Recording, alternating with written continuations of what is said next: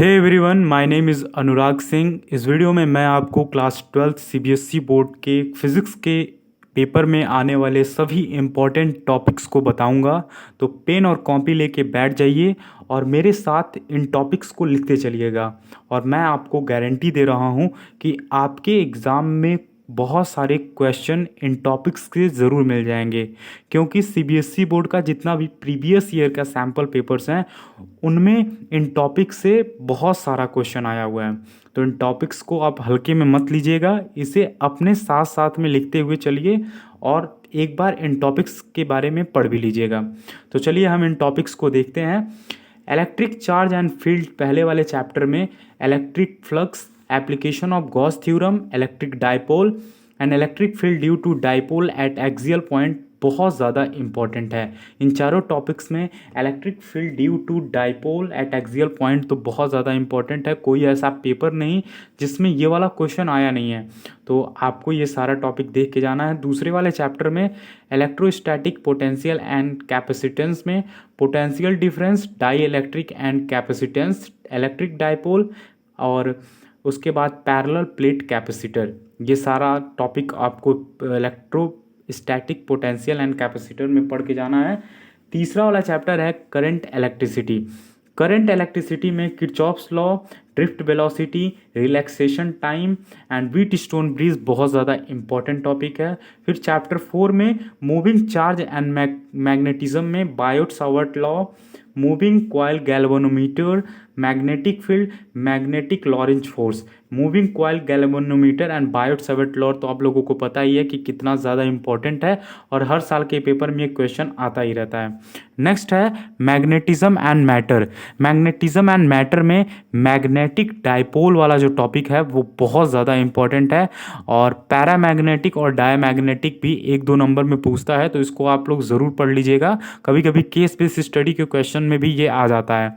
उसके बाद alternating current में AC source, AC circuit, LCR circuit और स्टेप अप ट्रांसफार्मर बहुत ज़्यादा इंपॉर्टेंट टॉपिक हैं। और फिर उसके बाद इलेक्ट्रोमैग्नेटिक वेव्स में characteristic of nature of electromagnetic spectrum, application of different parts of electromagnetic spectrum बहुत ज़्यादा इंपॉर्टेंट टॉपिक्स है। फिर उसके बाद रेड ऑप्टिक्स में deviation, dispersion of prism, refractive index of prism, lens maker formula. Lens maker formula के ऊपर तो बहुत सारे न्यूमेरिकल्स भी आते हैं और रे ऑप्टिक्स का जितना भी रे डायग्राम है वो बहुत अच्छे तरीके से आप लोगों को याद हो जाना चाहिए। तो ये सारा बहुत ज़्यादा इंपॉर्टेंट टॉपिक है। और रे ऑप्टिक्स और वेव ऑप्टिक्स तो बहुत ज़्यादा इंपॉर्टेंट इसलिए है क्योंकि ये बहुत आसान हो जाता है अगर आप इसको 3-4 बार अच्छे तरीके से क्लास में भी पढ़े हों और रिवीजन भी किए हों तो, क्योंकि बहुत ज़्यादा टफ नहीं होता है ये टॉपिक्स। उसके बाद वेव ऑप्टिक्स में यंग डबल स्लिट एक्सपेरिमेंट बहुत ज़्यादा इंपॉर्टेंट है।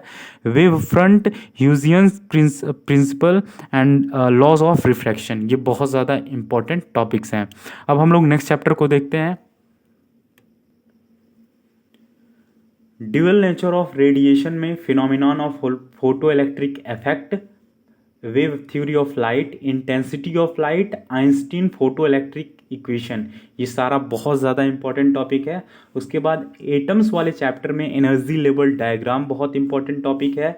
न्यूक्लियाई में बाइंडिंग एनर्जी, न्यूक्लियर फोर्स और न्यूक्लियर फिजन या रेडियो एक्टिव डीके, ये सब था पहले, अभी इसको भी चाहें तो आप पढ़ सकते हैं। तो ये सारा इंपॉर्टेंट टॉपिक्स हैं। उसके बाद सेमी कंडक्टर इलेक्ट्रॉनिक्स में PN junction, rectifier, intrinsic and extrinsic conductor, ये सब बहुत ज़्यादा इंपॉर्टेंट टॉपिक है। इनको तो आपको पढ़ के ही जाना है क्योंकि बहुत सारा क्वेश्चन इन टॉपिक से आया हुआ है।